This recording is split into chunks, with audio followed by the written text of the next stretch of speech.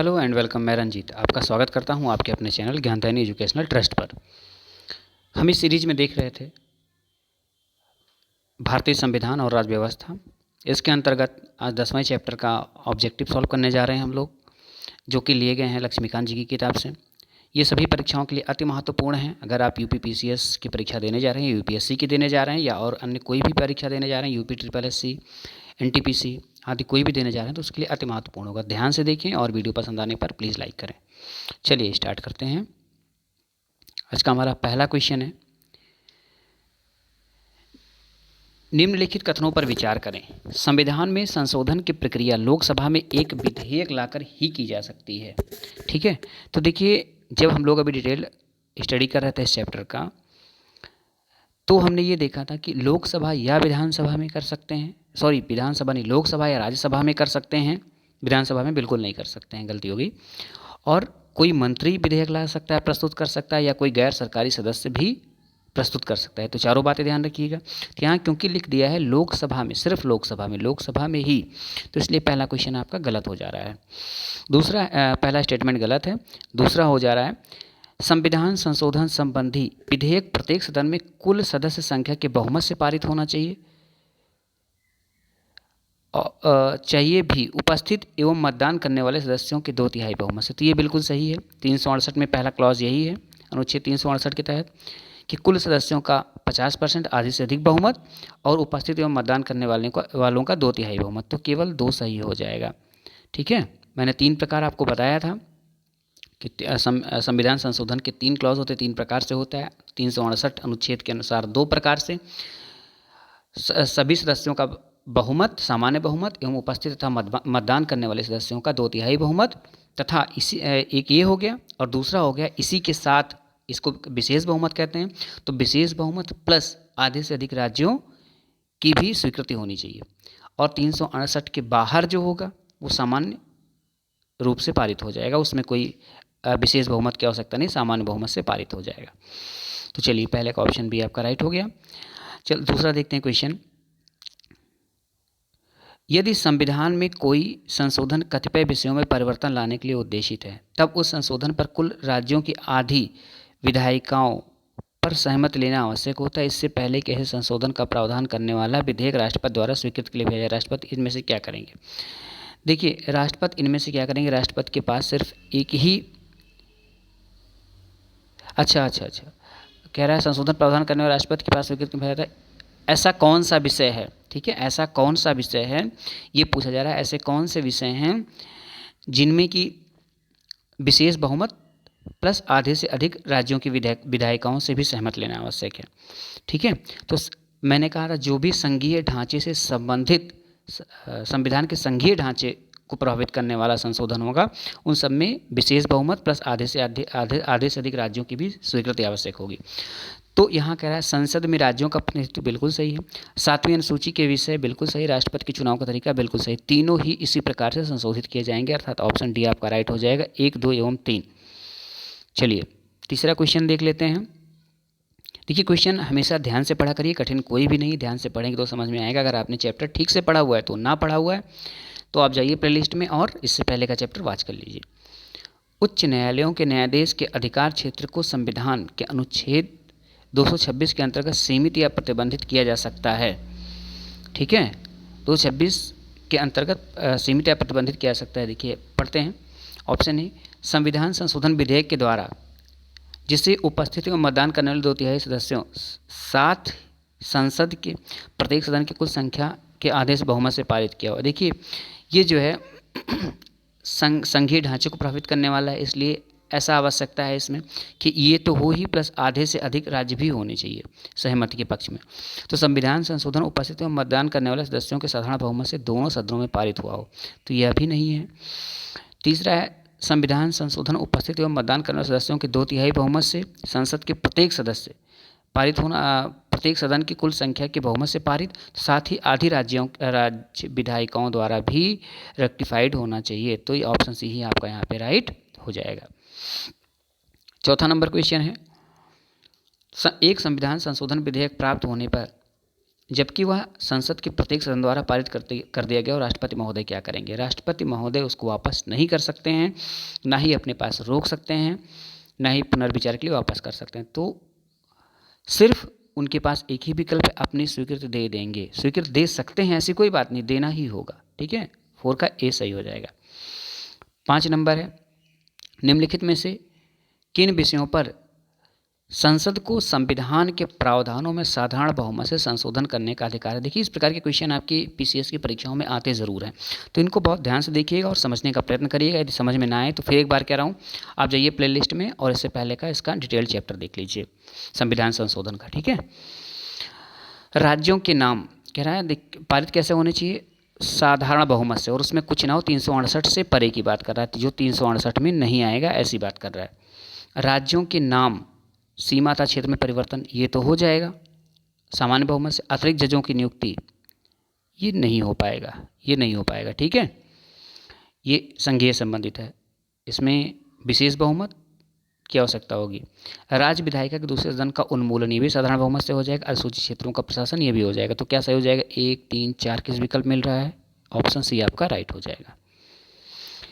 6 number question है, संसद की संविधान संशोधन की संवैधानिक शक्ति, ठीक है, के अंतर्गत संविधान के प्रावधान में योग, परिवर्तन एवं हटा लेना शामिल है।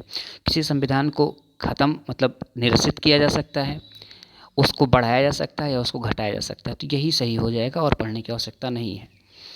ठीक है, 6 का ए। 7 नंबर क्वेश्चन है, निम्नलिखित में से किसमें परिवर्तन करने के बाद आधे राज्य की विधायकों द्वारा इस आशय से के संकल्प द्वारा अभिपुष्ट करने की जरूरत नहीं है कि नहीं है, इसके पहले के संविधान में संशोधन के लिए विधेयक राष्ट्रपति को के पास उनके स्वीकृति के लिए भेजा जाए? ये कह रहा है कि आधे से अधिक राज्यों के विधायकों द्वारा भी रेक्टिफाई करना आवश्यक नहीं है। कौन सा ऐसा इसमें? 7वीं अनुसूची के विषय, ये तो इसमें आएगा नहीं। 368, ठीक है, 368 बताइए, संघ की कार्यकारी शक्तियों कह रहा है जरूरत नहीं, 368 में ज़रूरत है।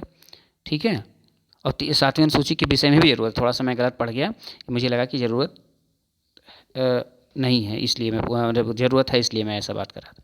संघ की कार्यकारी शक्तियों की सीमाओं से संबंधित अनुच्छेद 73, तो देखिए संघ से संबंधित है, ये भी हो जाएगा। डी है क्षमा दान की राज्यपाल की शक्तियों से संबंधित अनुच्छेद 161, देखिए ये बिल्कुल नहीं। ठीक है, ये राज्य सूची का विषय है, इसमें इस प्रकार की कोई आवश्यकता नहीं। ऑप्शन डी आपका राइट हो जाएगा। 8 नंबर है, भारतीय संविधान में निम्नलिखित में से कौन सी विशेषताएं उपस्थित हैं? ठीक है, कौन सी विशेषताएं उपस्थित हैं? संविधान संशोधन के लिए एकाधिक कई प्रक्रियाएं हैं, बिल्कुल सही है। संशोधन के लिए राज्य अधिकृत नहीं है, यह भी सही है, ऐसा ही बताया गया था, राज्य विधानमंडल में नहीं हो सकता। संवैधानिक संशोधन से संबंधित विवादों के निपटारे के लिए संसद की संयुक्त बैठकों का प्रावधान मैंने पहले ही बता दिया था, संयुक्त बैठक इसमें नहीं हो सकती, अर्थात 1 और 2 सही हो जाएगा, ऑप्शन बी राइट। एक संवैधानिक संशोधन को कम से कम आधे राज्यों के विधायकों द्वारा एक संकल्प के द्वारा अभिशंसित भी कराना पड़ता है अगर इसका आशय किसी प्रकार का परिवर्तन करना है। ठीक है, किस प्रकार के परिवर्तन में? आधे राज्यों के विधायकों द्वारा भी अभिशंसित कराना पड़ेगा। तो मौलिक अधिकार में नहीं, नीति निर्देशक सिद्धांतों में नहीं, मौलिक कर्तव्य में भी नहीं, उच्च न्यायालय संबंधी प्रावधानों में ऊपर भी इसकी चर्चा हो चुकी है, ऑप्शन डी राइट हो जाएगा।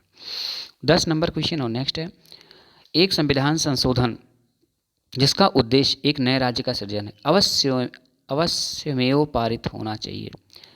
देखिए सबसे पहला प्रावधान क्या होता है? सामान्य बहुमत। तो कह रहा है नए राज्य का सृजन, सीमा परिवर्तन, नाम परिवर्तन साधारण बहुमत द्वारा पारित हो जाएगा, option A right. 11 number question है, भारत के संविधान का अनुच्छेद 368 संबंधित है संविधान संशोधन की शक्ति से। ये तो बात सही है, चलिए फिर भी पूरा देख लेते हैं कि हो सकता है इससे अच्छा कोई विकल्प मिल जाए। संविधान में संशोधन के लिए संसद द्वारा अपनाई जाने वाली प्रक्रिया, देखिए प्रक्रिया भी शामिल, शक्ति भी शामिल है। संविधान के संशोधन शक्ति एवं प्रक्रिया से, तो ये बिल्कुल सही है, ऑप्शन सी। तो कभी भी जल्दबाजी में उत्तर मत दीजिएगा, क्योंकि ऑप्शन ए भी आपका राइट लग रहा है। तो संसद की शक्ति भी और प्रक्रिया भी दोनों इसमें वर्णित है, तो ऑप्शन सी। जल्दबाजी में उत्तर देते तो लगता है पहला ही सही हो जाएगा, चलिए ऑप्शन सी। 12 नंबर क्वेश्चन है, भारत के संविधान की 7वीं अनुसूची की सूची में संशोधन की प्रक्रिया कैसे आरंभ की जा सकती है यदि संशोधन आग्रही विधेयक संसद के प्रत्येक सदन द्वारा पारित कर दिया गया हो। ठीक है, तो देखते हैं कैसे कर दी जा सकती है। ऊपर तो फिलहाल इसकी बात हो ही गई है। उस सदन की कुल सदस्य संख्या के बहुमत द्वारा, ये तो होगा नहीं, संघीय बात है। उस सदन की कुल सदस्य संख्या के बहुमत तथा उस सदन में उपस्थित एवं मतदान करने वाले सदस्यों की संख्या के 2/3 बहुमत द्वारा, ये होगा, प्लस इसके आगे भी कुछ होना चाहिए। देख लेते हैं। उस सदन की कुल संख्या के बहुमत तथा उस सदन में उपस्थित एवं मतदान करने वाले सदस्यों की संख्या के 2/3 बहुमत, साथ ही संशोधन को कम से कम आधे राज्यों के विधायकों द्वारा अभिशंसित भी कराना होगा, तो यही सही हो जाएगा। ठीक है, डी क्या कह रहा है एक बार पढ़ लेते हैं। तो सी फिलहाल राइट है। उस सदन की कुल सदस्य संख्या के बहुमत तथा उस सदन में उपस्थित एवं मतदान करने वाले सदस्यों की संख्या के 2/3 बहुमत द्वारा, साथ ही संशोधन को 2/3 राज्यों, 2/3 राज्य का कहीं कोई वर्णन नहीं है। क्वेश्चन नंबर 13, निम्नलिखित में से किस संवैधानिक प्रावधान में संशोधन के लिए राज्यों के विधायकों द्वारा अभिशंसा जरूरी है? ठीक है, देखिए अनुच्छेद 157 जो कि राज्य के राज्यपाल की नियुक्ति योग्यता से संबंधित है, ऐसा नहीं हो सकता। अनुच्छेद 123 संसद की कार्यवाही न चलने के समय समवर्ती सूची के किसी विषय पर राष्ट्रपति द्वारा अध्यादेश जारी करने की शक्ति, ये भी नहीं है। देखिए सभी विकल्प ठीक से पढ़िएगा फिर विचार करिएगा। अनुच्छेद 56 जो कि राष्ट्रपति की कार्यकाल समिति, ऐसा भी नहीं है। राष्ट्रपति के चुनाव की बात आती तो हो जाता। अनुच्छेद 54 जो कि राष्ट्रपति के चुनाव समय, देखिए यहाँ है भी वही, तो ऑप्शन डी आपका राइट हो जाएगा। चुनाव और चुनाव प्रक्रिया दोनों में ऐसा ही होगा।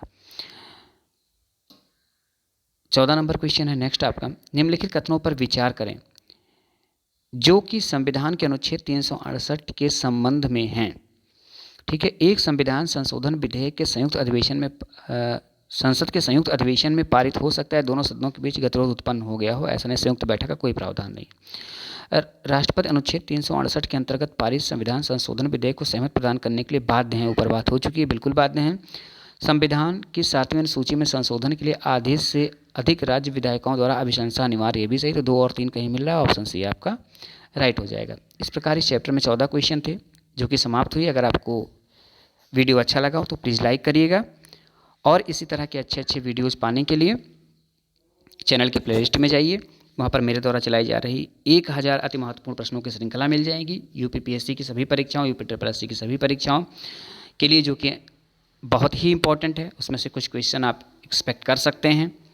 ठीक है, और इसी तरह के साइंस की सीरीज़ देखने के लिए आप रजनीश सर की वीडियोज़ को वॉच करें और लोगों के बीच में शेयर भी करें। अगर चैनल पर पहली बार हैं तो प्लीज़ चैनल को सब्सक्राइब करें।